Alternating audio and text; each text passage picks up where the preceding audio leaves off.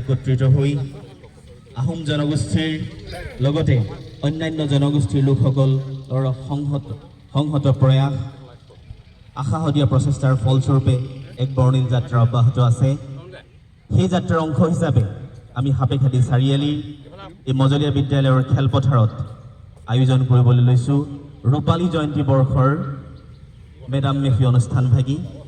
আৰু এই অনুষ্ঠানটিৰ প্ৰথম মাংগলিক কাৰ্যসূচী লাইখুটা স্থাপন।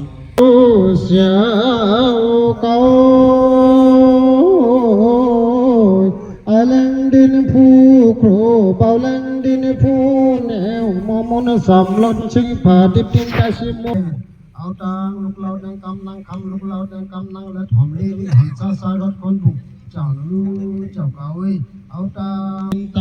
autang khausan di hom rao khausan di hom khen suma mokin tang autang luklaw dang kam nang le thomle ri hom আমাৰ তিনিওটা মৌজা লগ লাগি আমি কেন্দ্ৰীয় মেডাম মেফি অনুষ্ঠিত কৰোঁ আৰু এইবাৰ 25 বছৰ অৰ্থাৎ বৰুৱাচেলি মৌজা সাপেখাতী মৌজা আৰু পূব মৌজাৰ জনসাধাৰণৰ আতিথ্যত এইবাৰ 25 বছৰ আমাৰ সম্পূৰ্ণ হ'ব। আমি ৰূপালী জয়ন্তী বৰ্ষ 30 আৰু 31 তাৰিখে আমি অনুষ্ঠিত কৰিবৰ কাৰণে ব্যৱস্থা গ্ৰহণ কৰিছোঁ। আৰু তাৰ প্ৰথম কাৰ্যসূচী হিচাপে আজি আমি আমাৰ লাই খুঁটা পুতা অনুষ্ঠান আমি সম্পূৰ্ণ কৰিলোঁ। এতিয়া পূৰ্ণ গতিত আমাৰ কাম চলিব আৰু বিভিন্ন কমিটি আমাৰ বনাই দিয়া হৈছে সাব কমিটিবিলাক, আৰু সাব কমিটিয়ে নিজৰ কামবিলাক কৰি থাকিব।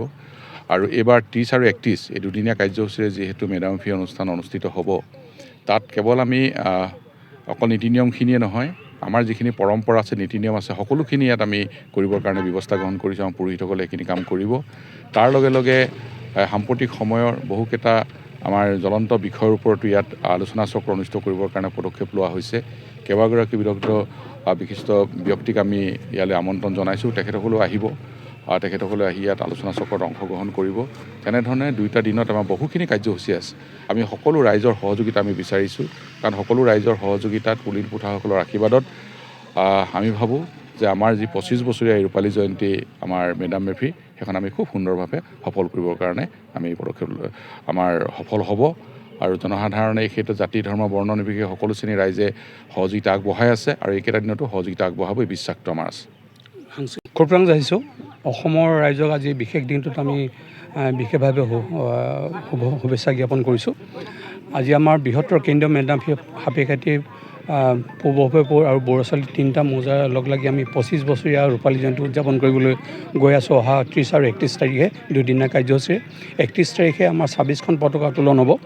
25টা বৰ্ষৰ 25জন সভাপতি আৰু লগতে কেন্দ্ৰীয় সমিতিৰ এখন পতাকা 24খন পতাকা উত্তোলনেৰে এই কাৰ্যসূচী আমি শুভাৰম্ভ কৰিম।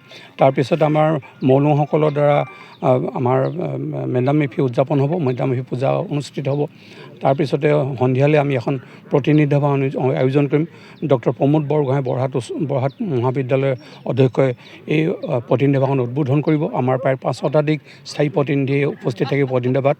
তাৰোপৰি সন্ধিয়া 6 বজাৰ লগে লগে আমি অসমৰ জাতীয় সংকট আৰু মেডাম মেফি প্ৰাসংগিকতা শীৰ্ষক এখন আলোচনা চক্ৰ আমি আয়োজন কৰিছোঁ, য'ত দৰং মহাবিদ্যালয় বুৰঞ্জী বিভাগৰ মুৰব্বী অধ্যাপক কংকন ডেকা ডাঙৰীয়া মুখ্য বক্তা হিচাপে উপস্থিত থাকিব।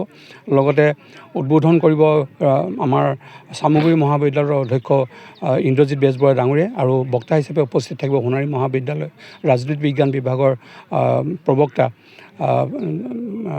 চক্ৰপাণী পাঠী ডাঙৰীয়া। এই ধৰণে আমি প্ৰথম দিনা কাৰ্যসূচী শেষ হ'ব। আৰু দ্বিতীয় দিনৰ কাৰ্যসূচীত এটা বৰ্ণাঢ্য শোভাযাত্ৰা হ'ব জাতি বৰ্ণ নিৰ্বিশেষে, আৰু এই শোভাযাত্ৰাত আমাৰ স্থানীয় জনগোষ্ঠীয় সংগঠনবোৰে লগ লগাৰ উপৰিও আমাৰ ওচৰতে থকা টাংচা জনগোষ্ঠীৰ কেইবাটাও প্ৰতিনিধি দলে অংশগ্ৰহণ কৰিব। ঝুমুৰ থাকিব, বড়োসকলৰ বাগৰুম্বা থাকিব। এনেকৈ ধৰণে আমি বৰ্ণাঢ্য এটা সাংস্কৃতিক শোভাযাত্ৰা হ'ব। সাংস্কৃতিক শোভাযাত্ৰা উদ্বোধন কৰিব আমাৰ জিলাৰ আয়ুক্ত মহোদয়া ডক্টৰ নেহা যাদৱ ডাঙৰীয়ানী। আৰু তাৰপিছতে আমাৰ এখন মুকলি সভা, সেই মুকলি সভাখনত আমি অসমৰ এজন প্ৰথিতযশা বুৰঞ্জীবিদ বুদ্ধিজীৱী যোৰহাট জগন্নাথ বৰুৱা বিশ্ববিদ্যালয়ৰ অধ্যাপক ডক্টৰ ৰক্তিম ৰঞ্জন শইকীয়া ডাঙৰীয়াক নিৰ্দিষ্ট বক্তা হিচাপে আমন্ত্ৰণ জনাইছোঁ। তেখেতে উপস্থিত থাকি ৰাইজৰ ওচৰলৈ বহুখিনি গুৰুত্বপূৰ্ণ বক্তব্য আগবঢ়াই নিব। এই ধৰণে আমি কেইবাজনো বিশিষ্ট ব্যক্তিক আমি আমন্ত্ৰণ জনাইছোঁ। আমাৰ সাংস্কৃতিক মন্ত্ৰী ডক্টৰ বিমল বৰা ডাঙৰীয়া 30 তাৰিখে সন্ধিয়া প্ৰতিনিধি সভাত এটা গুৰুত্বপূৰ্ণ ভাষণ তেখেতে প্ৰদান কৰিব।